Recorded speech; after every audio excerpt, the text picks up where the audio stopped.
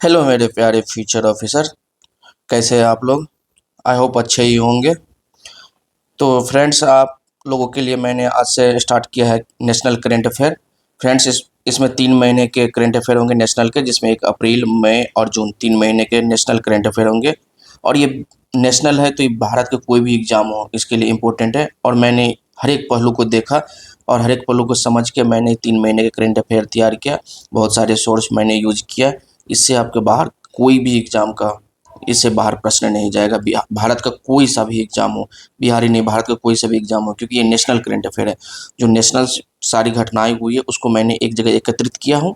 और अप्रैल, मई और जून 3 महीने का है। इसमें 3 महीने का मैं अच्छे से उसको संकलन करके मैं बताने का प्रयास करूँगा। आई होप आप लोगों को मेरे मेरे द्वारा पढ़ाया गया अच्छा लगेगा कंटेंट। आप लोग धैर्य से पूरा देखने का प्रयास करेंगे। अगर पूरा देखेंगे तो शायद आप लोगों को पता चलेगा कि मैंने सही कंटेंट उपयोग किया हूँ। तो आप लोग बने रहेंगे। चलिए, तो आज से स्टार्ट करते हैं। आज देखिए, ये पहले मैं अप्रैल से स्टार्ट कर रहा हूँ, फिर जैसे पहला अप्रैल से स्टार्ट हो रहा तो अप्रैल 2026 से स्टार्ट कर रहा हूँ। तो जो जो मंथ बदलते जाएगा तो मैं आप लोग बताते चलूँगा। तो अप्रैल 2026 से मैं स्टार्ट कर रहा हूँ। तो देखिए, अप्रैल 2026 का पहला जो है वो जनगणना 2027 का टॉपिक से है। देखिए, जनगणना 2027 में प्रारंभ होगा। एक क्वेश्चन बीपीएससी ने इस पे पूछ चुका है कि जनगणना कब होगी, यानी तो जनगणना 2027 में होगी। बहुत आदमी 2026 मार के आ गए थे। तो 2026 में एचएलओ का यानी घर का गणना कर रहा है, न कि व्यक्तियों की जनगणना कर रहा है। व्यक्तियों की जनगणना 2027 में होगा, तो याद रखिएगा। तो अब अगर कभी पूछे कि जनगणना कब होगी तो 2027। आप अच्छे से इसको याद रखिएगा, समझे, क्योंकि बीपीएससी ने इससे एक क्वेश्चन बन चुका है। 2026 में क्या हुआ था, तो जनगणना आवासों की गिनती हो रही है कि भारत में कितने आवास है, उसकी गणना हो रही है। और 2 प्रकार की गणना हो रही है। एक स्वगणना हो रही है, यानी व्यक्ति अगर चाहे तो खुद पोर्टल पे जाके उसका स्वगणना कर सकता है। दूसरा ये है कि अगर आप नहीं कर पा रहे हैं, आप उससे परिचित नहीं है, तो एचएलओ आएंगे। एचएलओ मतलब होता है कि आवास गणना करने वाले। जैसे बीएलओ सुने होंगे वोटर आईडी में, वैसे ही एचएलओ होता है कि आवास गणना करने वाले। आवास गणना करने वाले आएंगे, आपके घर के सारे डिटेल लिख के जाएंगे। ठीक है, तो एक चीज़ अब याद रखिए, इससे कुछ तुलना करते हैं। देखिए, कौन सा जनगणना होगा, ये देखिए 16वीं जनगणना होगा। याद रखिए, 16वीं जनगणना होगा, जिसमें देखिएगा 8 जनगणना स्वतंत्रता के बाद और 8 स्वतंत्रता से पहले हो चुका है। ठीक है, आप पढ़े होंगे कि 1871 में पहली जनगणना हुई थी, समय लॉर्ड रिपन के समय पे। तो ये सब याद रखिएगा। ठीक है, ये इतिहास के चर्चा में स्टार्ट किसने किया था, तो लॉर्ड मेयो ने किया था। ठीक है, लॉर्ड मेयो ने स्टार्ट किया था। रिपन से एकदम से सतत रूप से चलते आ रहा है। जो भी 2021 में होना था वही एक ब्रेक आया है, नहीं तो 2011 तक एकदम सतत रूप से प्रत्येक 10 वर्षों पे जनगणना लगभग में होते रही। ठीक है, तो 2021 में एक ब्रेक आ गया, तब वो 2027 में होगा। अब याद रखिए, 2011 में जो हुआ ना, उसमें टोटल 35 क्वेश्चन पूछे जाते थे। कितना, तो टोटल 35 क्वेश्चन पूछे जाते थे। उसको घटा के 2027 में 33 कर दिया, 2 क्वेश्चन को कम कर दिया। याद रखिएगा, अगर मान लीजिए क्वेश्चन आए कि 2011 की तुलना में 2027 की जनगणना में विषयों की यानी क्वेश्चन की संख्या बढ़ाया गया, तो आप बोलिएगा नहीं, बढ़ाया नहीं, घटाया गया। तो टोटल अब 33 कर दिया। तो इसका थीम याद रखिएगा, थीम बहुत इंपॉर्टेंट चीज़ है। थीम आप जितना याद रखिएगा उतना सही है। इसका थीम है हमारी जनगणना हमारा विकास। थीम क्या है, हमारी जनगणना हमारा विकास, याद रखिएगा।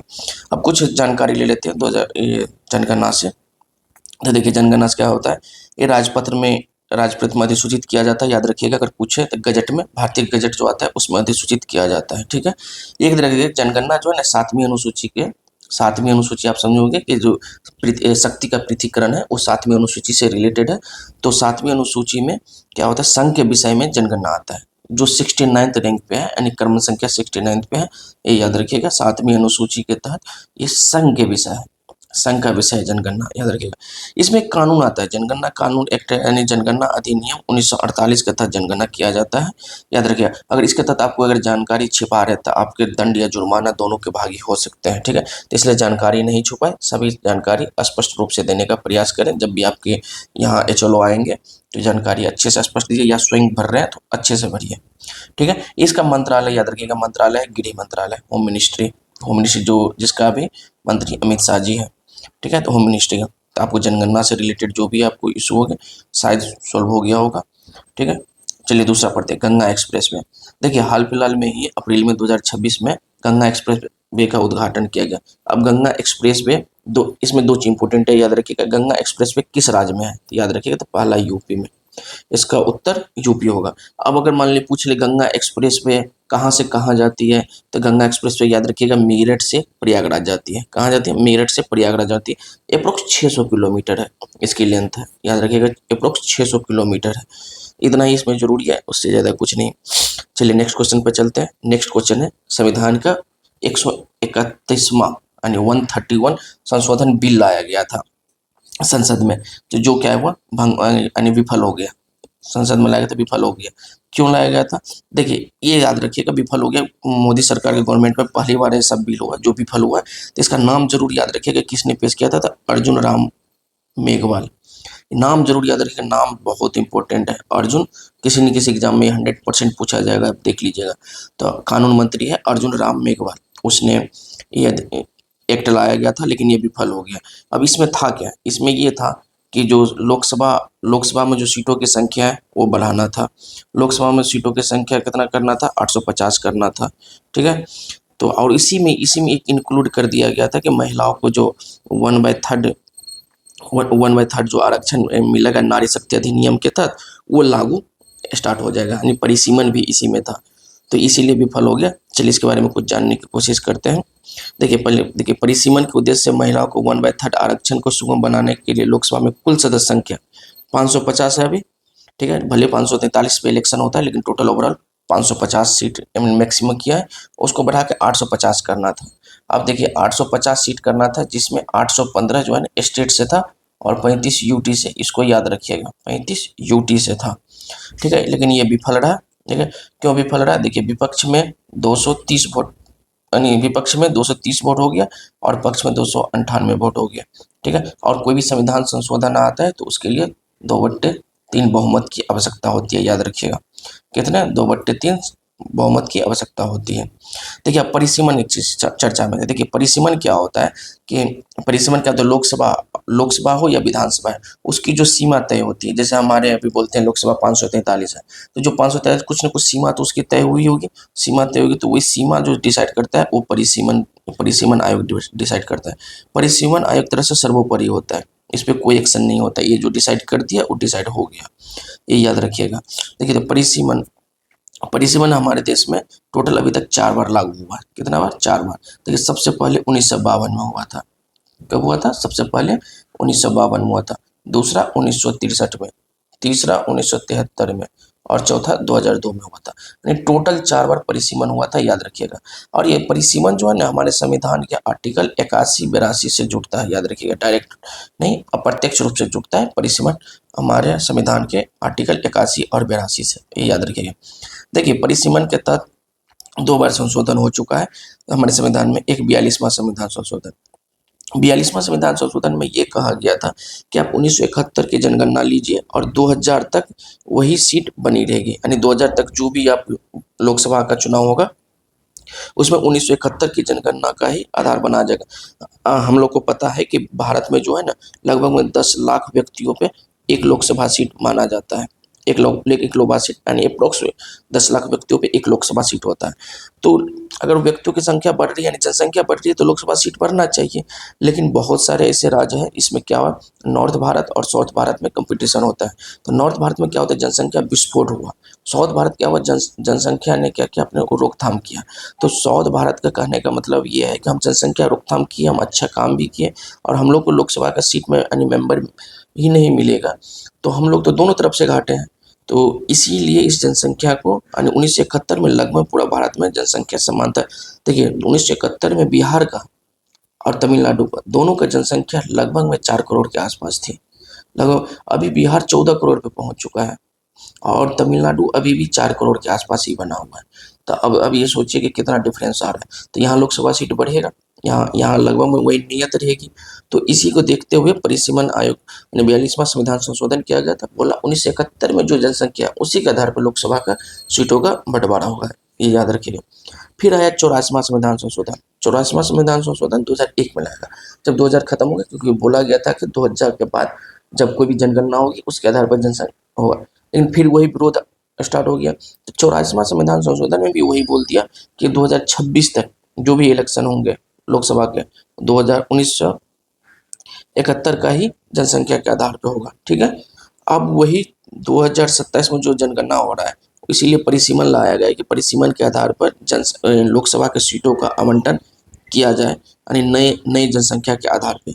लेकिन यह विफल हो चुका है लोकसभा में ही, तो ये अब आगे बढ़ नहीं रहा है, समझ गए। तो अब परिसीमन हो गया, ये हो गया, ठीक है। नेक्स्ट क्वेश्चन चलते हैं। 106वां संविधान संशोधन, 106वां यानी 106th संविधान संशोधन किससे रिलेटेड है? अभी मैंने आपको बताया कि लोकसभा में महिलाओं का आरक्षण के लिए है।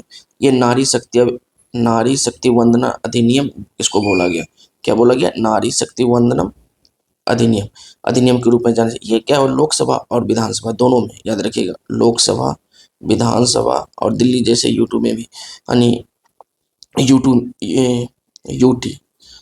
यूटी में 106वां संविधान संशोधन को लागू किया गया। 33% का रिजर्वेशन डाला गया। इसके तहत देख लीजिए, नारी शक्ति संविधान ये अभी 15 वर्ष के लिए दिया गया। कितना वर्षों के लिए अगर पूछ लिया तो 2027 के जनगणना के बाद ये 15 वर्षों के लिए दिया गया, याद रखिएगा। इसमें 2 नए अनुच्छेद जोड़े गए, 330A और 332A। 330A लोकसभा के लिए, 332A विधानसभा के लिए, ये याद रखिएगा, ठीक है। SC/ST कोटा, हम देखिए SC/ST कोटा पहले से फिक्स है उसका रिजर्वेशन, लेकिन अब जो रिजर्वेशन था उसका 1/3 है, यानी इसमें 36 होंगे, वर्टिकल नहीं होंगे, इसमें 36 होंगे। यानी SC/ST में जैसे बिहार में SC का रिजर्वेशन 38 सीट है, 38 सीट है विधानसभा में। तो विधानसभा अब 38 का 1/3 में SC महिलाएं खड़ी होगी, ये याद रखिएगा, ठीक है। चलिए अब नेक्स्ट क्वेश्चन पे चलते हैं। भारत की पहली 3D चिप पैकेजिंग यूनिट, देखिए 3D चिप जो है ना, 3D चिप माइक्रो प्रोसेस जो पैकेजिंग कर रहा है, वो भुवनेश्वर में इसका आधारशिला रखा गया। कहाँ पे? देखिए भुवनेश्वर में। भुवनेश्वर कहाँ पे है? तो उड़ीसा में, याद रखिएगा। तो उड़ीसा के भुवनेश्वर में जो है भारत की पहली 3D chip packaging unit start किया गया, ये याद रखिएगा।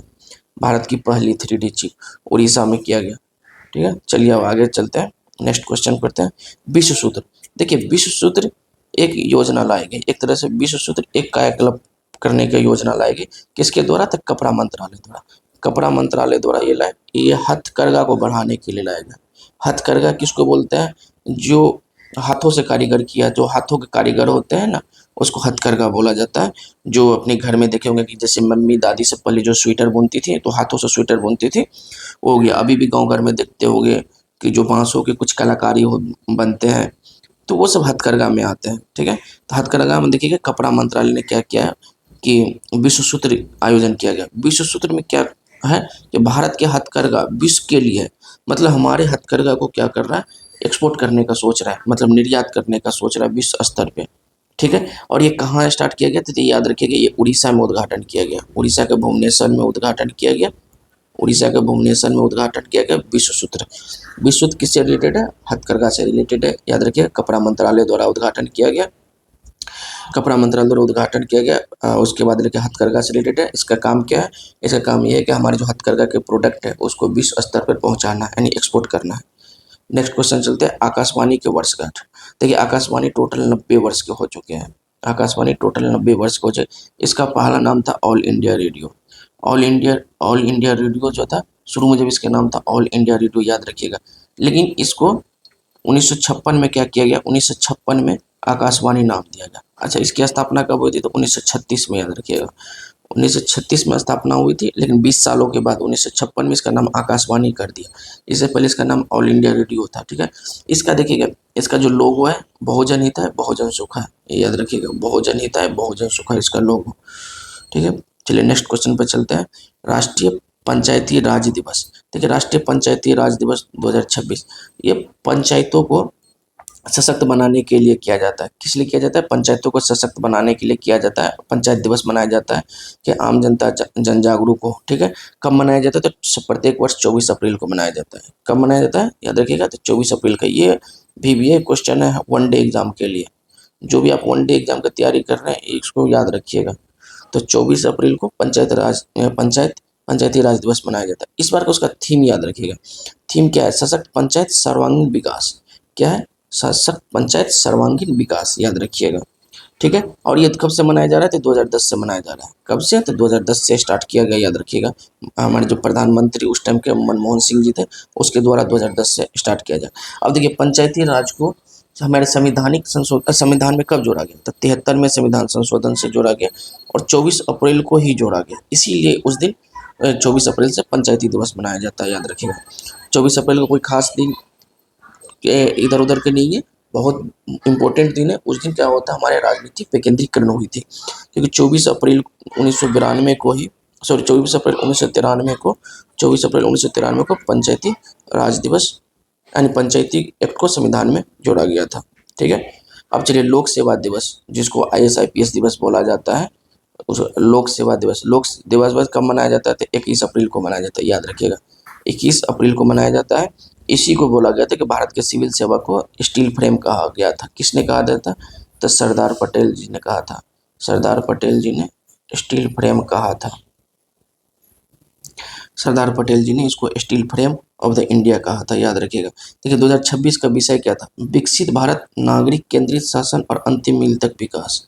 याद रखिएगा, विषय थीम था विकसित भारत बनाने के लिए नागरिक केंद्रित शासन हो और अंतिम मील तक विकास हो। कोई भी हमारे देश को विकसित भारत 2047 का जो लक्ष्य है, उसके लिए अब सिविल सेवकों के लिए क्या बोल रहा है कि नागरिक केंद्रित शासन कीजिए और अंतिम मील तक विकास करने का प्रयास कीजिए। ठीक है, चलिए नेक्स्ट क्वेश्चन पे चलते हैं। साधना सप्ताह। देखिए साधना सप्ताह भी रिलेटेड है, वही कि सिविल सेवकों को क्षमता का विकास करना। क्या करना है? सिविल सेवकों को क्षमता का विकास करना। इसका उद्घाटन मोदी जी ने खुद किए थे, हमारे PM मोदी जी ने खुद किया था उद्घाटन। इसका पूर्ण नाम वही है, strengthening effective development and human aptitude for national advancement. ठीक है, इसका आयोजन मंत्रालय, याद रखिएगा, DOPT द्वारा किया जाता है। DOPT मंत्रालय के द्वारा किया जाता है। ठीक है, कार्मिक और प्रशिक्षण मामले का, याद रखिएगा। साधना सप्ताह 2026 में मनाया गया था, अप्रैल में, 2 से 8 अप्रैल के बीच में। ये तो नहीं पूछेंगे, लेकिन ये पूछेंगे साधना सप्ताह किससे रिलेटेड, तो याद रखिएगा सिविल सेवकों को क्षमता का विकास करना है, इसको बोला जाता है साधना सप्ताह। अब देखिए वन्यजीव संरक्षण को समर्पित विश्वविद्यालय। अब देखिए वन्यजीव संरक्षण, वन्यजीव के लिए पता है हम लोगों को कि हमारे देश में रिलायंस फाउंडेशन बहुत अच्छा काम कर रहा है वनतारा में, वनतारा में कर रहा है। तो वहीं पे क्या कर रहा है, वनतारा में विश्वविद्यालय स्थापना कर रहे हैं अनंत माने जी, और वन्यजीव संरक्षण और पशु चिकित्सा विज्ञान के लिए। ठीक है, ये विश्व का पहला ऐसा विश्वविद्यालय है जो आप लोगों को वन्यजीव के लिए समर्पित है। विश्व का पहला ऐसा विश्वविद्यालय, याद रखिएगा। कहाँ पे? तो जामनगर में, याद रखिएगा। जामनगर गुजरात में। तो जामनगर में रिलायंस इंडस्ट्री द्वारा वनतारा विश्वविद्यालय की स्थापना हो रहा है। ठीक है, अब देखिए पोषण पखवाड़ा। देखिए पोषण पखवाड़ा ये बच्चों के लिए किया जा रहा है, और ये किसके लिए? तो महिला एवं बाल विकास मंत्रालय द्वारा, महिला एवं बाल विकास मंत्रालय। ये 8वां संस्करण है। इसका थीम याद रखिएगा, जीवन के पहले 6 वर्षों तक मस्तिष्क के विकास के लिए अधिकतम करना, ये याद रखिएगा। देखिए क्या बोला जा रहा है कि हमारे पोषण पखवाड़ा इसलिए चलाया गया कि जो बच्चे के 6 वर्ष होता है ना, शुरुआती 6 वर्ष, उस टाइम पे माइंड काफ़ी डेवलप होता है, अगर उस टाइम पे अगर पोषण की कमी हो जाती है तो वो हमेशा उसकी माइंड सुस्तता की ओर चले आते हैं। तो इसलिए उसका माइंड एक्टिव रहने के लिए प्रथम 6 वर्ष जो है ना, वो भारी इंपॉर्टेंट डे होता है। ठीक है, तो ये 6 वर्ष में उसका माइंड डेवलप करना है। चलिए नेक्स्ट चलते हैं। देखिए भारत का पहला पेट्रोग्लिफ संरक्षण पार्क, भारत का कौन सा पहला है? और पेट्रोग्लिफ संरक्षण पार्क है। अब याद रखिए कहाँ, ये कहाँ होगा? लद्दाख में। पेट्रोलिक संरक्षण पार्क कहाँ पे है? तो लद्दाख में, याद रखिएगा। लद्दाख में स्थापना किया गया। लद्दाख के जो उपराज्यपाल है विनय कुमार सक्सेना जी ने उसको उद्घाटन किया, और ये विश्व विरासत दिवस के दिन पे किया गया।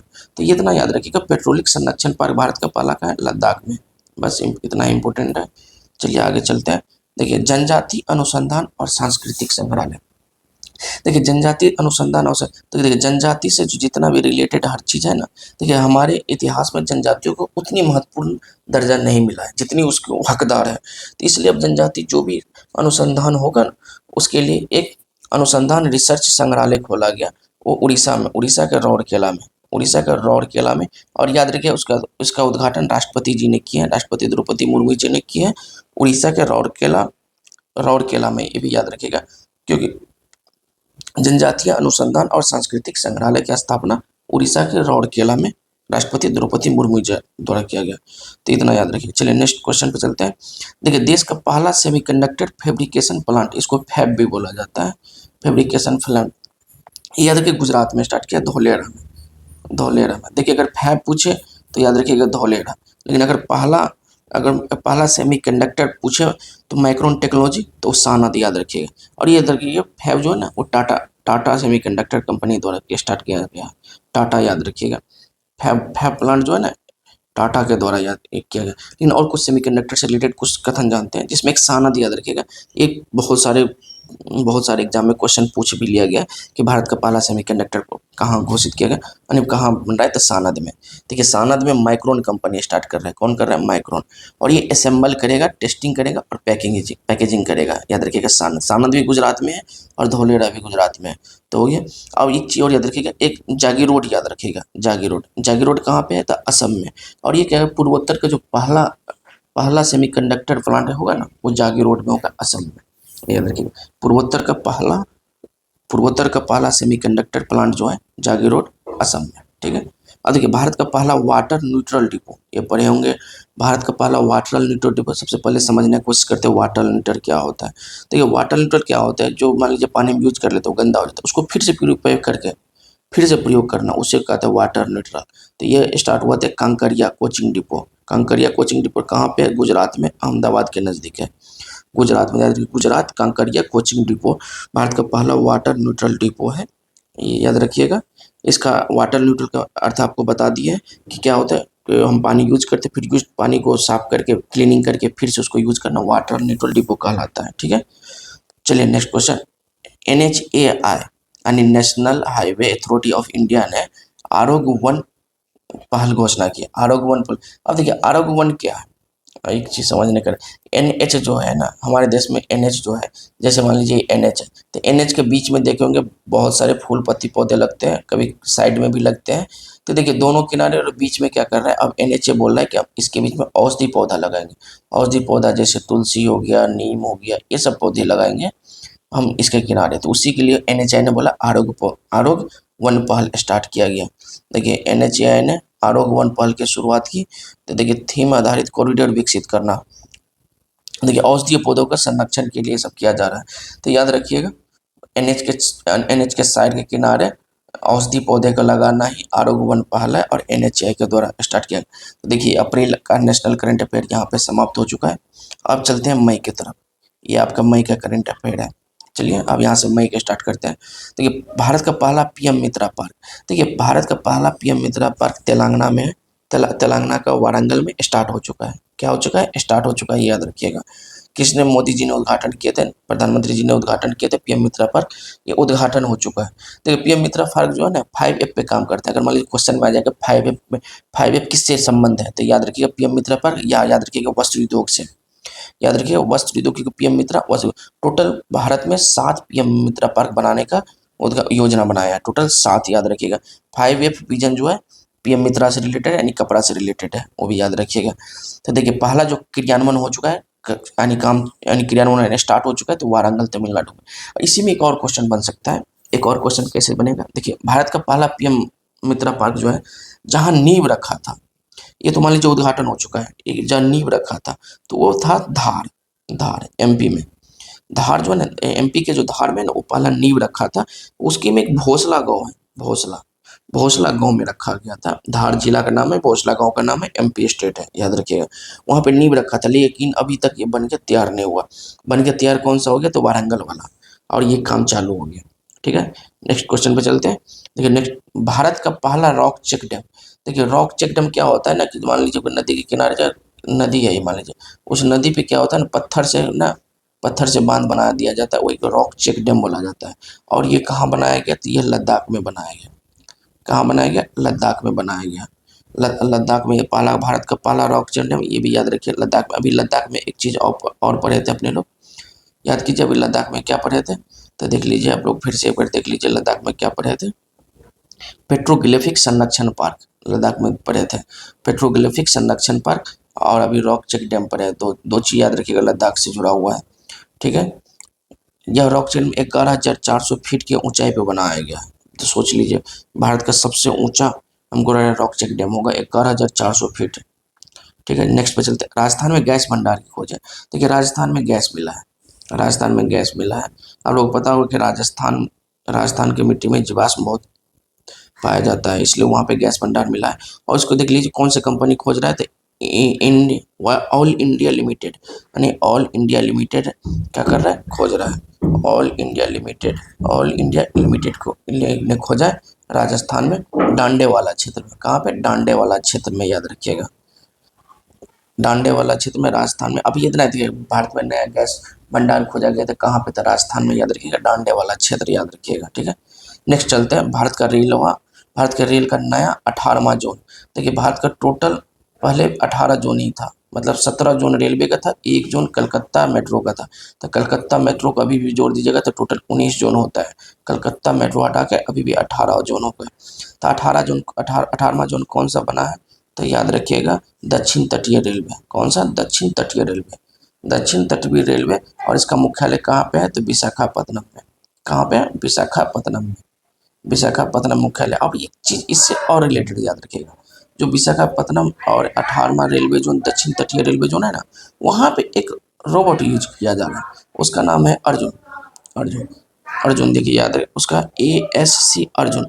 अर्जुन, वहाँ पे एक रोबोट यूज किया जा रहा है। ये क्या कर रहा है, वहाँ के जितने भी उस जोन का जो रिलेटेड है ना, जैसे मान लीजिए भीड़ प्रबंधन हो, कोई इमरजेंसी अलर्ट घोषित करना हो, गेट पासिंग हो, इत्यादि को ध्यान में रख रहा है ये, ठीक है। याद रखिए, अर्जुन याद रखिएगा कि वहाँ एक रोबोट का नाम है अर्जुन, जो भारतीय दक्षिण तटीय रेलवे जोन का रोबोट है। इसका मुख्यालय कहाँ पे है, तो विशाखापत्तनम, ये भी याद रखिएगा।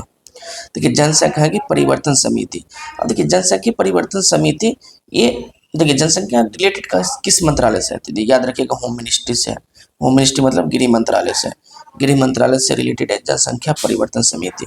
अब इसके लिए एक समिति बनाया गया जिसके अध्यक्ष हैं प्रकाश प्रभाकर जी, न्यायमूर्ति प्रकाश प्रभाकर नायक जी, याद रखिएगा। अब ये क्यों लाया गया, इंपॉर्टेंट तो ये है ना, ठीक है, आपको पीटी में पूछा जाएगा न्यायमूर्ति प्रकाश प्रभाकर नायक, आप तो याद रखेंगे, लेकिन आपको ये याद ही नहीं होगा कि क्यों लाया गया था, आप नाम भी भूल जाएंगे। तो याद रखिएगा प्रकाश प्रभाकर नायक। अब इसका मतलब क्या है, इसका मतलब ये देखिए कि भारत में जो भी अवैध घुसपैठ हुई है, भारत में जो भी अवैध घुसपैठ हुई है, अप्रवासन हुआ है, ये सब का लेखा जोखा करने के लिए न्यायमूर्ति प्रकाश प्रभाकर जी का न्याय जनसंख्या परिवर्तन समिति का अध्यक्ष बनाया गया, और एक समिति बना के उसका रिपोर्ट मांगा गया। याद रखिएगा 1 वर्ष का समय दिया गया कि आप 1 वर्ष में इसको तैयार करके हमको बताइए, तो उस आधार पर वो काम करेंगे, ठीक है। चलिए अब नेक्स्ट पे चलते हैं, अंतर्राष्ट्रीय योग दिवस। देखिए आपको पता है कि प्रत्येक वर्ष 21 जून को अंतर्राष्ट्रीय दिवस मनाया जाता है। कब मनाया जाता है, 21 जून। आप बोलेंगे कि ये मई का करेंट पड़ रहा है, फिर 21 जून कैसे आ गया इसमें, क्योंकि देखिए इसमें इस बार 25 दिन पहले, 21 जून से 25 दिन पहले आ जाइए, तो आप टोटल करीब मई 27 मई के आसपास आ जाएंगे। तो 27 मई से क्या हुआ, ये उल्टी गिनती स्टार्ट किया योग महोत्सव का, योग महोत्सव को उल्टी, इसलिए अंतर्राष्ट्रीय योग दिवस मनाया गया। और इस बार 12वां अंतर्राष्ट्रीय योग दिवस था, याद रखिएगा। कौन था, 12वां था, 21 जून को मनाया गया था। इस बार कहाँ मनाया गया था, कलकत्ता में। कहाँ मनाया गया, तो कलकत्ता के, पश्चिम बंगाल के कलकत्ता में मनाया गया। इसका थीम याद रखिएगा, थीम क्या था, स्वस्थ उम्र बढ़ने के लिए योग, यानी हम अगर ज़्यादा जीना चाहते हैं, स्वस्थ होकर हम लंबी उम्र तक जीना चाहते हैं, तो योग करना अनिवार्य हो गया। तो योग फॉर हेल्दी एजिंग याद रखिएगा, स्वस्थ उम्र बढ़ने के लिए योग, ठीक है। अब ये चीज़ याद रखिएगा, 2026 देखिए 2025 का भी याद रखिएगा, कम से कम ये याद रखिएगा 2025 विशाखापत्तनम में हुआ था। कहाँ पे हुआ था, तो विशाखापत्तनम में हुआ था। 11वां 2025 का विशाखापत्तनम में हुआ था। अब देखिए 11वां सदी के चोल ताम्रपत्र की वापसी। अब देखिए ताम्रपत्र की वापसी, चोल। अब देखिए अभी आप सुने होंगे कि कुछ समय पहले भारत के प्रधानमंत्री जी नीदरलैंड की यात्रा पे थे।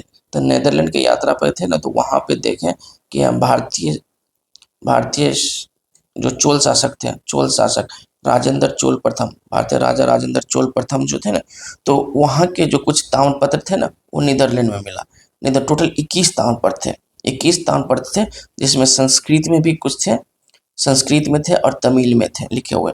तो वो ताम्रपत्र भारत सरकार ने उसको वापस लाया है। तो अब राजेंद्र चोल के बारे में आप लोग कुछ पढ़ लीजिए, क्योंकि राजेंद्र चोल चर्चा में आ गया, तो इससे करंट इससे न्यूज पेपर में क्वेश्चन बन सकते हैं। जैसे इसने क्या किया, गंगा क्षेत्र में यानी उत्तर भारत की ओर आक्रमण किया, और गंगा क्षेत्र में आक्रमण करने के बाद बंगाल के पाल शासक को हराया। तो उसके बाद इसने क्या किया, गंगई कडेपुरम का उपाधि प्राप्त किया, ये भी याद रखिएगा। गंगई कडेपुरम को उपाधि प्राप्त किया। इसने क्या किया, श्रीलंका पर विजय प्राप्त किया, ये भी याद रखिएगा, श्रीलंका विजय पे प्राप्त किया। ठीक है, चलिए नेक्स्ट पे। अब देखिए सुप्रीम कोर्ट में न्यायाधीशों की संख्या का वृद्धि किया गया, तो न्यायाधीशों अब टोटल 38 हो गया, यानी 37 प्लस 1 38 हो गया। 37 न्यायाधीश होंगे, एक चीफ जस्टिस 38 होंगे। जब भारत स्वतंत्रता के प्रथम हुआ था तो उस टाइम पे टोटल सात सदस्य थे। सुप्रीम कोर्ट में शुरू में 7 सदस्य थे और इनक्रीज होते होते अब देखिए 38 सुप्रीम सदस्य हो गए हैं। कितना हो गया टोटल 38 सदस्य हो गए। और पिछले बार जब हुआ था तो 33 थे, 33 से इस बार 37 कर दिया गया और प्लस एक CGI, मतलब 4 जज को इंक्रीज किया गया, 4 जज को इंक्रीज किया गया, याद रखिएगा। अब देखिए एक चर्चा में कुंभलगढ़ किला। अब देखिए कुंभलगढ़ किला क्यों चर्चा में, ये विश्व की दूसरी सबसे लंबी दीवार है। पहली कौन है अब याद रखिए, पहली चीन की दीवार है। अब हम सबको पता है पहली चीन की दीवार है, तो चीन की दीवार, दूसरी कुंभलगढ़ किला। अब कुंभलगढ़ किला है कहाँ पे था, राजस्थान में। याद रखिएगा राजस्थान के राजमंसर जिले में कुंभलगढ़ किले का 36 किलोमीटर लंबी दीवार यूनेस्को के एक सर्वेक्षण चीन महान दीवार के बाद दुनिया का दूसरी निरंतर अखंड दीवार है। कौन सा, दुनिया का दूसरी अखंड दीवार है कुंभलगढ़ किला आफ्टर चीन, याद रखिएगा। इसको बनाया किसने था, तो राणा कुंभा जी ने बनाया था। इसको मेवाड़ के शासक राणा कुंभा ने, ये याद रखिएगा। मेवाड़ के शासक राणा कुंभा जी ने कुंभलगढ़ के किला बनाया था राजस्थान में, ये दूसरी सबसे बड़ी है। चलिए नेक्स्ट पे चलते हैं, पीएम सेतु के तहत पहली साझेदारी। अब देखिए पीएम सेतु, पहले ये बताइए पीएम सेतु लाया क्यों गया था। देखिए पीएम सेतु लाया गया था कि हम भारत के जो युवा है ना इसको स्किल प्रदान करने के लिए। अब स्किल कैसे प्रदान होता है, तो ITI के थ्रू। तो ITI को पुनरुद्धार करने के लिए ना, यानी अपग्रेड करेगा, पुनरुत्थान मतलब अपग्रेड करेगा। अपग्रेड कितने ITI का, तो 1000 ITI को, याद रखिए पूरे देश में 1000 ITI, वो भी सरकारी ITI, प्राइवेट नहीं, याद रखिएगा। सरकारी ITI 1000 सरकारी ITI को अपग्रेड करेगा पीएम सेतु योजना के तहत। इसमें पहला स्टेट जो है ना आंध्र प्रदेश, पहला स्टेट कौन सा है, आंध्र प्रदेश पीएम सेतु के साथ साझेदारी किया है। कहने अब आंध्र प्रदेश में जितने भी ITI होंगे ना उसके तहत, यानी जो कुछ उसकी सीमा होगी, मैं तो सीमा मुझे आइडिया नहीं है, अब देख लीजिएगा, जो सीमा होगी सीमा के अंतर्गत पीएम सेतु के तहत आंध्र प्रदेश ने इसके साथ समझौता किया है। ठीक है, अगला चलते देखिए सिक्किम 5वां पूर्ण साक्षर राज्य। ठीक है, सिक्किम में आपका 5वां, लेकिन अब वर्तमान में 6 राज्य हो चुके हैं, 6 राज्य हो चुके हैं, 6 राज्य। अब ये छठा राज्य कौन सा है, उत्तराखंड। अब 6 राज्य का नाम याद रखिए, छठा तो उत्तराखंड हो गया। देखिए पहला कौन था, मिजोरम, पहला याद रखिएगा मिजोरम, पहला हमेशा याद रखिएगा मिजोरम। दूसरा गोवा, तीसरा त्रिपुरा, चौथा हिमाचल प्रदेश, 5वां हो गया सिक्किम और छठा हो गया उत्तराखंड। तो देखिए टोटल छः स्टेट हो गया, 6 स्टेट हो गया। तो ये उल्लास प्रोग्राम याद रखिएगा, ये उल्लास प्रोग्राम के तहत 6 स्टेट हुआ है।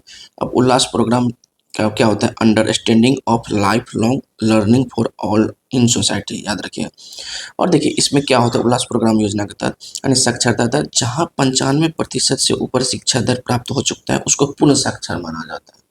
ये परिभाषा दिया है 95%, लेकिन 5% क्यों, ये आप लोग थिंकिंग कीजिएगा, 5% को क्यों छोड़ा गया है, सिर्फ 95% को ही क्यों रखा गया है। ठीक है, तो टोटल आप 6, और एक और याद रखिएगा, एक यूटी भी हो चुका है। यूटी कौन सा था, लद्दाख, लद्दाख भी उल्लास प्रोग्राम योजना के तहत साक्षर राज्य घोषित हो चुका है। चलिए नेक्स्ट में देखिए बुद्ध के पवित्र अवशेषों का प्रदर्शनी, जो महात्मा बुद्ध जी है, महात्मा बुद्ध के जो अवशेष है उसका प्रदर्शनी लद्दाख में किया गया, लेह लद्दाख में किया गया, ये याद रखिएगा। ये उतना इंपॉर्टेंट नहीं है, लेकिन लद्दाख याद रखिएगा, लद्दाख में किया गया करके क्वेश्चन आ जाए तो। ये भी एक क्वेश्चन है, इसको आप 10 में कम से कम 6 से 7 एग्जाम में आप इस क्वेश्चन को देखेंगे। सॉरी, ये क्वेश्चन क्या है, क्वेश्चन टॉपिक क्या है, देखिए हिंदी पत्रिका जो है ना, हिंदी पत्रिका का टोटल 200 वर्ष पूरा कर चुका है। अब 200 वर्ष पूरा कर चुका है, तो पहला कब हुआ था, 1826 में, पहला हुआ था 1826 में। और पहला कौन था, उदंत उदंत उदंत मार्तंड, उदंत मार्तंड पहला पत्रिका था। और ये साप्ताहिक था, याद रखिएगा, ये साप्ताहिक था। क्या था, साप्ताहिक पत्रिका था, साप्ताहिक पत्रिका था जो स्टार्ट किया गया था हिंदी, इसलिए 200 वर्ष इसका हो चुका। और इसके जो लेखक थे ना पंडित जुगल किशोर शुक्ल, ये भी इम्पोर्टेंट है। आप ये दोनों, इसको जितना आप इम्पोर्टेंट बना सकते हैं बना लीजिए। हिंदी पत्रिका के 200 वर्ष पूरे हो चुके हैं।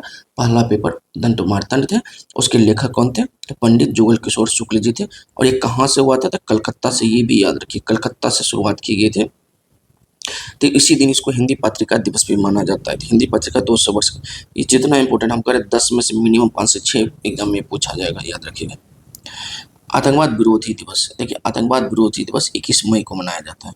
यानी जो वर्ल्ड लेवल पे जो ना, देखिए पीस का कबूतर क्या है, पीस का यानी शांति का प्रतीक है, शांति का प्रतीक है, तो इसलिए शांति के प्रतीक, आतंकवाद के विरुद्ध शांति के प्रतीक को फैलाना, ठीक है। आतंक 21 मई, अब 21 मई को क्यों मनाया जाता है आतंकवाद विरोधी दिवस? तो आप लोग पता होगा कि हमारे जो पूर्व प्रधानमंत्री राजीव गांधी जी थे, राजीव गांधी जी जिसको तमिलनाडु में तमिलनाडु में बम विस्फोट के तहत उसका बम विस्फोट के तहत देहांत हो गया था।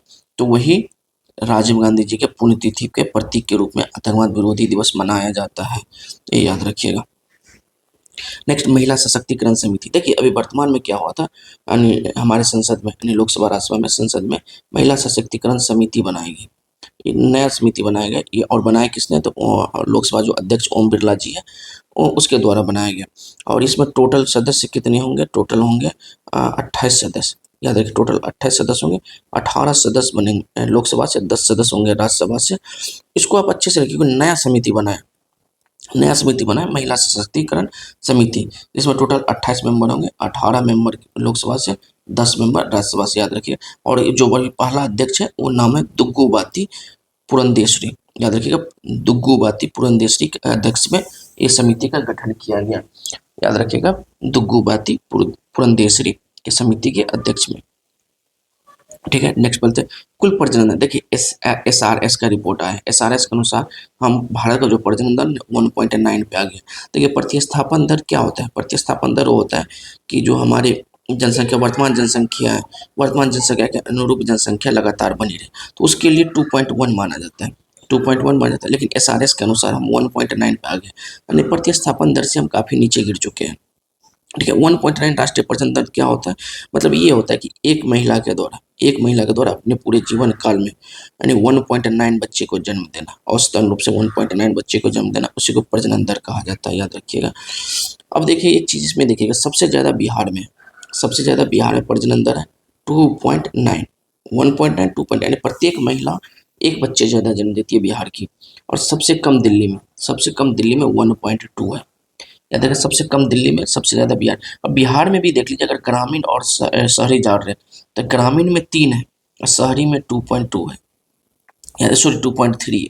देखिए सब बिहार के शहरी क्षेत्र में 2.3 है, ग्रामीण क्षेत्रों में 3 है, 2.3 और 3 याद रखिएगा। देखिए ग्रामीण और शहरी क्षेत्रों में भी यहाँ काफ़ी अंतर है। अब समझ गए SRS। हाँ एक चीज़ और बताइए, जो जो क्या बोलते हैं प्रतिस्थापन दर है 2.1, 2.1 क्यों, 2 ही क्यों नहीं? एक चीज़ आप लोग कमेंट में जरूर बताइएगा 2.1 क्यों, क्योंकि ये बहुत अच्छा क्वेश्चन है। आप लोग बताइएगा, नहीं होगा तो हम नेक्स्ट वीडियो में बताएंगे 2.1 क्यों हुआ, तो आप लोग कमेंट में अवश्य बताइएगा, ठीक है। चलिए नेक्स्ट चलते हैं, तेजस्विनी पहल। देखिए तेजस्विनी पहल जो है ना, ये पहले ये बताइए, आई एम मुंबई द्वारा स्टार्ट किया गया। तेजस्विनी पहल किसके द्वारा स्टार्ट किया गया था, आई एम मुंबई द्वारा। अब ये बताइए कि तेजस्विनी पहल क्या है, क्यों तेजस्विनी पहल ये बोला गया कि जो भारत में जो विभिन्न प्रकार के क्या बोलते हैं नेतृत्व क्षमता में महिलाओं का योगदान बढ़ाना, जैसे उद्यमिता में, नीति अनुसंधान में, यानी भारत में कोई भी नीति बनना है तो उसमें महिलाओं का योगदान कितना है, भारत में जब और कोई इंडस्ट्री है यानी उद्यमिता बनना है उसमें महिलाएं कितनी भागीदारी, ये सब बढ़ाने के लिए आई एम मुंबई तेजस्विनी पहल लागू किया।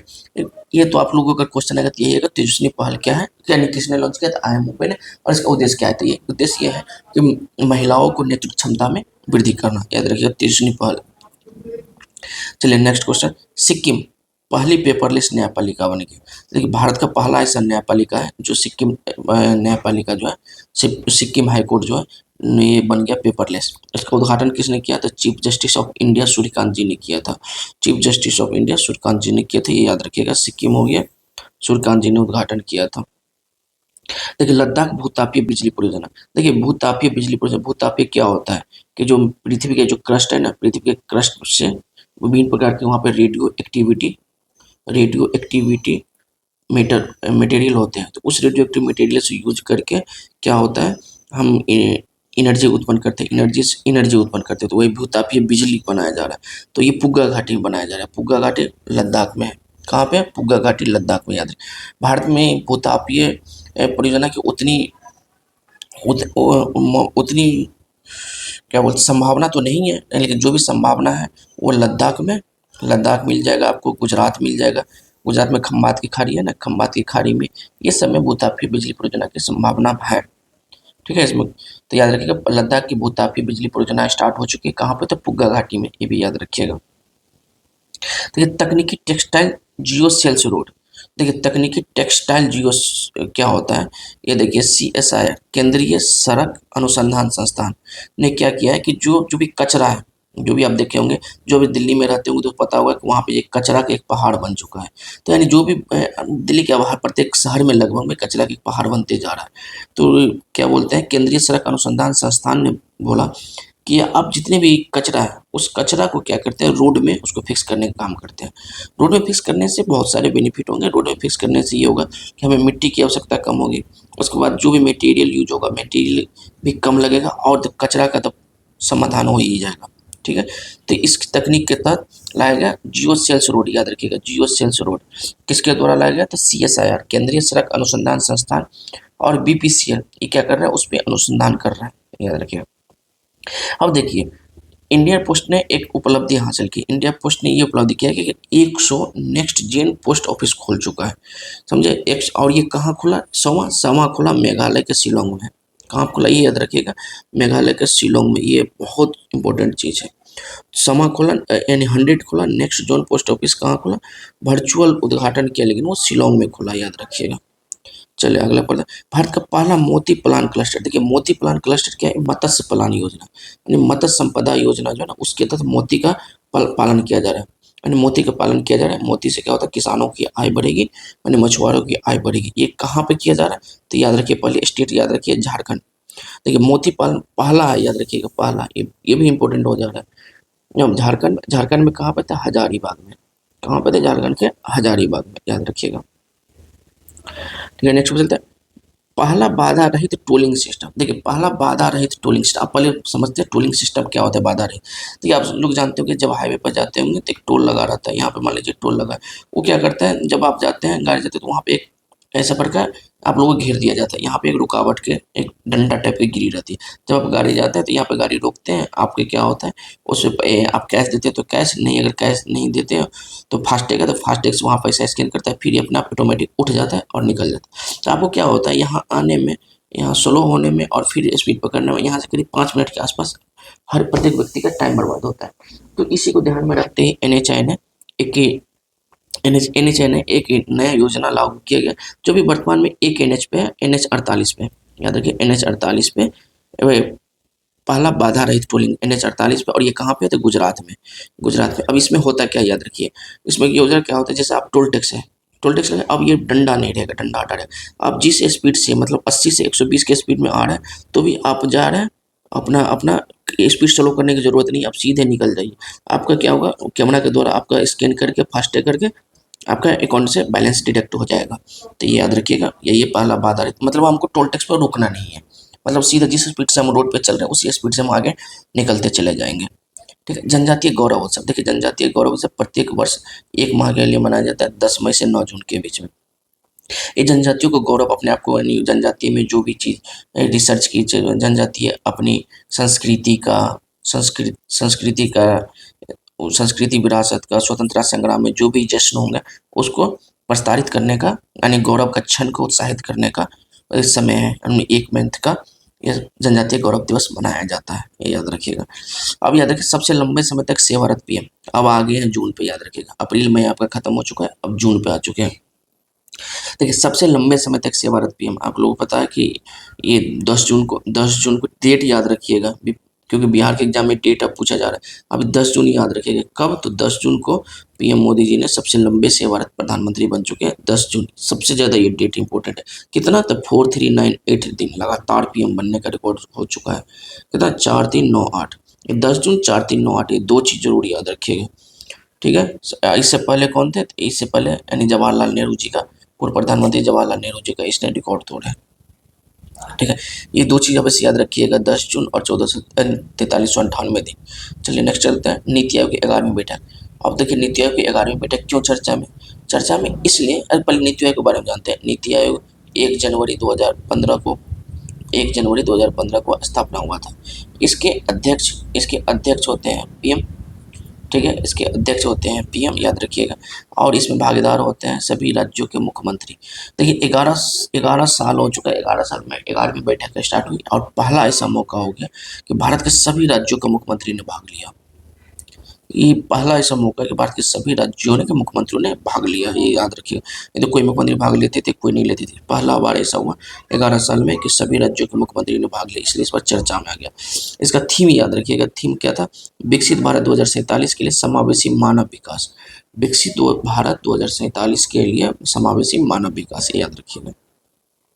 चलिए नेक्स्ट पे चलते हैं। देशव्यापी खेत बचाओ अभियान। देखिए खेत बचाओ अभियान, तो खेत किससे रिलेटेड है? कृषि मंत्रालय से। याद रखिए कृषि मंत्रालय को, कृषि मंत्री कौन है अभी? तो शिवराज सिंह चौहान है।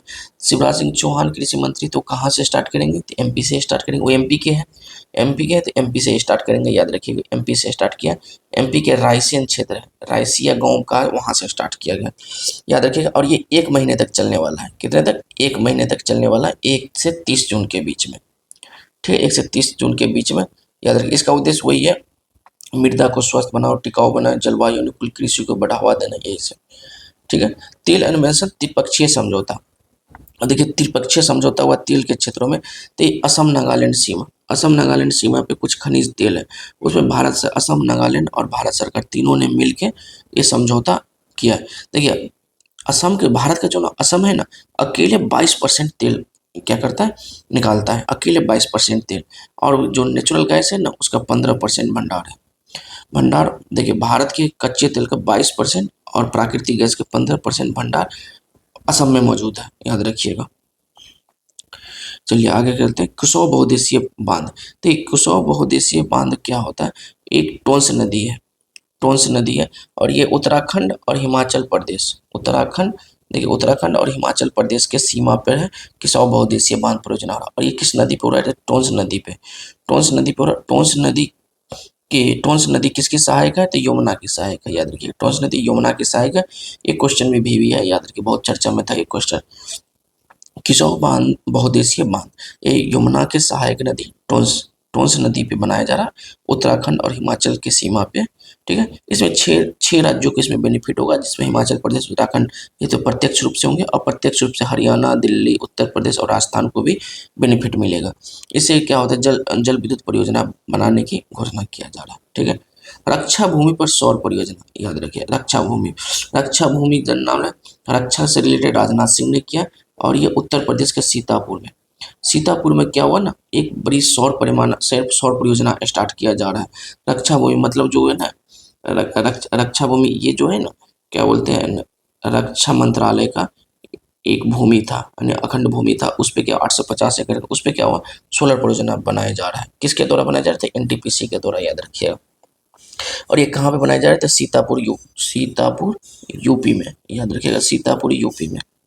ठीक है। अब अगला क्वेश्चन चलता है, सॉरी अगला टॉपिक, विदेशी विश्वविद्यालयों की मंजूरी। देखिए भारत में क्या है ना, अब विदेशी विश्वविद्यालयों को भी भारत में आगमन के लिए प्रस्तावित किया जा रहा है, हमें आमंत्रण किया जा रहा है। तो उसमें भी 3 विश्वविद्यालय जो है भारत में आने को तैयार हुआ, 3 विश्वविद्यालय। पहला यूनिवर्सिटी ऑफ ब्रिस्टल, ये ब्रिटेन का है। कहाँ का? यूनिवर्सिटी ऑफ ब्रिस्टल कहाँ का है? ब्रिटेन का है। और ये कहाँ पे बनाया जाएगा? तो मुंबई में बनाया जाएगा, मुंबई में बनाया जाएगा। देखिए एक चीज़ याद रखिएगा, यूके का जो 2 यूनिवर्सिटी आ रहा है, यानी ब्रिटेन का जो 2 यूनिवर्सिटी है, दोनों मुंबई में बनेगा। एक यूनिवर्सिटी ऑफ यॉर्क और ब्रिस्टल और यॉर्क जो यूके का है, वो दोनों मुंबई में बना है। एक ऑस्ट्रेलिया से आ रहा है, South Wales, New South Wales Australia से आ रहा है, वो बेंगलोर में बनेगा। कहाँ बनेगा? बेंगलोर में बनेगा।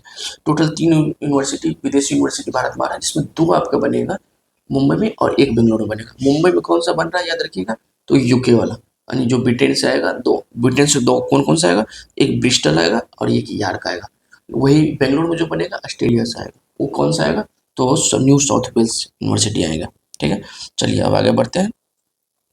अगला है पहली इजी कनेक्ट उड़ान। देखिए पहली इजी कनेक्ट उड़ान, भारत का पहला जो है ना छोटा इजी कनेक्ट उड़ान, ये वाराणसी से स्टार्ट किया गया। वाराणसी से स्टार्ट, कहाँ से? तो वाराणसी लाल बहादुर शास्त्री हवाई अड्डे से इजी कनेक्ट किया गया। मतलब छोटे दूरी के लिए, ये ट्रांसपोर्ट के लिए हवाई जहाज का इस्तेमाल कर सकते हैं। ये पहला इजी कनेक्ट वाराणसी से स्टार्ट हो, ये याद रखिएगा। देखिए वामपंथी उग्रवाद से मुक्ति। देखिए हमारे जो गृह मंत्रालय ने बोला था कि हम 31 मार्च 2026 को 2026 तक नक्सल मुक्त भारत बना देंगे। तो जो कि 28 मार्च को ही संसद में 28 मार्च को ही संसद में क्या कहते हैं घोषणा कर दिया कि वो हम वामपंथी से मुक्त हो चुके हैं। तो यही बात है कि वामपंथी, अब याद रखिएगा कब मुक्त हो गए थे, 31 मार्च को। किस मंत्रालय के अंतर्गत आता था? गृह मंत्रालय के अंतर्गत आता है। याद स्टार्ट कहाँ से हुआ था? देखिए स्टार्ट हुआ था 1967 में पश्चिम बंगाल के नक्सलवाड़ी गांव से हुआ था। समझ गए? नक्सल, इसीलिए इसको नक्सलवाद भी बोला जाता है। नक्सलबाड़ी गांव से स्टार्ट हुआ था, इसलिए इसको नक्सलवाद भी बोला जाता है। याद रखिएगा, नक्सलवाद बोलने के पीछे कि नक्सलबाड़ी गांव से स्टार्ट हुआ था, इसीलिए नक्सलवाद बोला जाता है। पश्चिम बंगाल 1967 में स्टार्ट किसने किया था? देखिए चारू मजूमदार और कानू सन्याल। चारू मजूमदार और कानू सन्याल ने स्टार्ट किया था। लेकिन इसका सबसे भयावह रूप आप कहाँ देखना है? तो इसका सबसे भयावह रूप छत्तीसगढ़ में देखने को मिला था, जो बस्तर इलाका है सबसे पहले। लेकिन अब यहाँ भी लगभग में 99% खत्म हो चुका है। ठीक है, अब देखिए जोजिला टनल पर ऐतिहासिक सफलता। देखिए जोजिला टनल जो है ना, भारत का ना सबसे ऊंचा टनल पर कनेक्टिविटी प्रदान करने का बन गया। जोजिला टनल कहाँ पे है? या देखिए जम्मू कश्मीर में, जम्मू कश्मीर में जो ने कारगिल जिले में मीना मार्ग में जोजिला टनल पर सबसे ऊंचे चरण पर हो गया। जम्मू कश्मीर और लद्दाख के बीच में कनेक्टिविटी प्रदान पर ये कितना फीट पे है? 11,578 फीट। या देखिए भारत का सबसे सबसे ऊंचे ऊंचे ऊंचे कनेक्टिविटी प्रदान करने वाला जोजिला टनल पे ही। और ये दर्रा कौन सा है? याद रखिएगा, मिनीला दर्रा, मिनी मार्ग पे मिनीला दर्रा, याद रखिएगा। ठीक है, चलिए आगे बढ़ते हैं।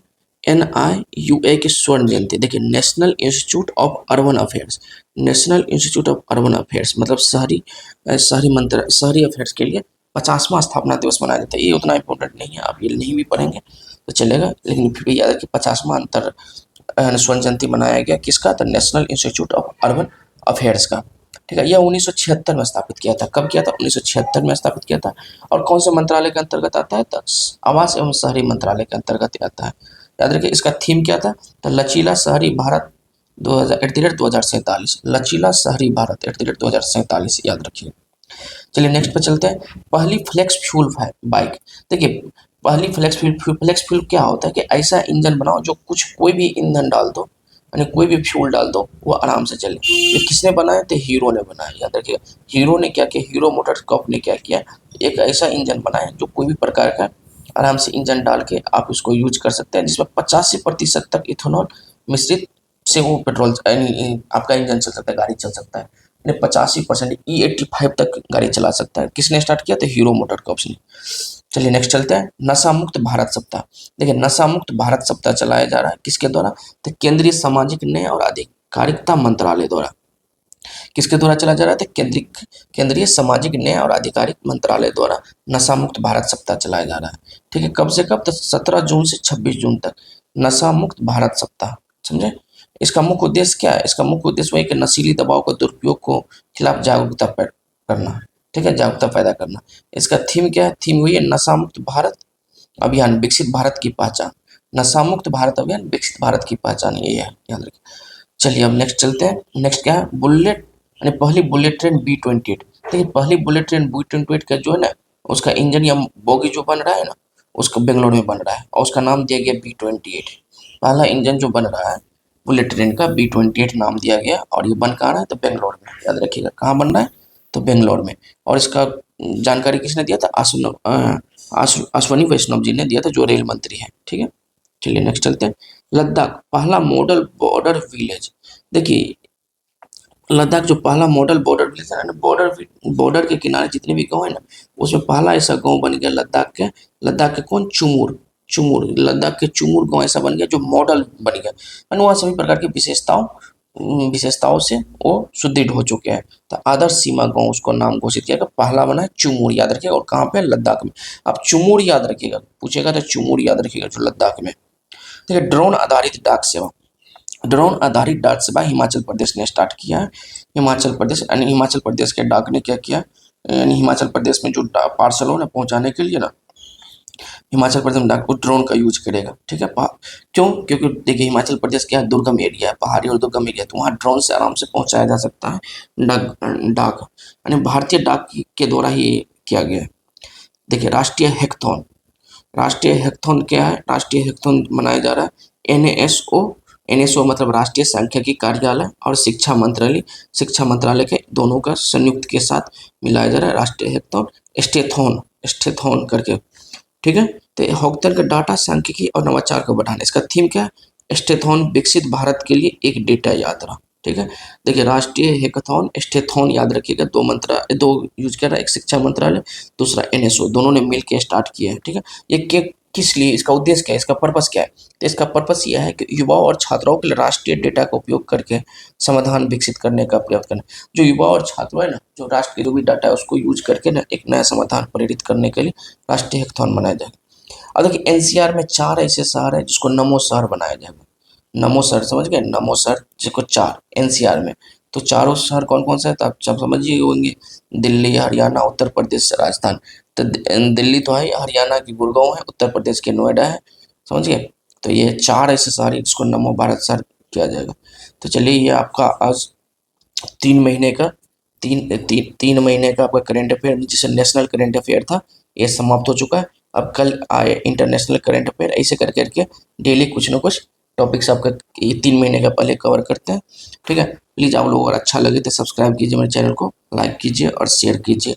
आप लोग जितना सपोर्ट करेंगे उतना अच्छा होगा। अगर मान लीजिए आपको कहीं आपको समझ में नहीं आया तो आप लोग कमेंट करके ज़रूर बताइए कि हमको यहाँ समझ में नहीं आया, तो मैं उस पर अच्छे से और डिटेल करके उस पर एक पर्सनल वीडियो लाने का कोशिश करूँगा, ठीक है। थैंक यू, धन्यवाद।